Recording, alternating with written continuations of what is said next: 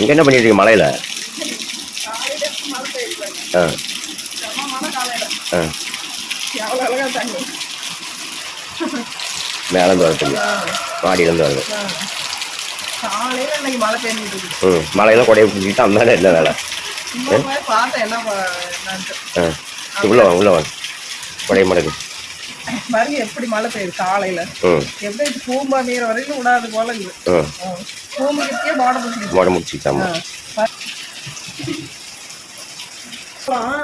மழை பெஞ்சுனா எங்க பாட்டி குண்டா குண்டாவெல்லாம் வச்சு தண்ணி பிடிச்சி வச்சுக்கோம். இதுல துணி துவைச்சா சூப்பரா அழுக்கு போகும்.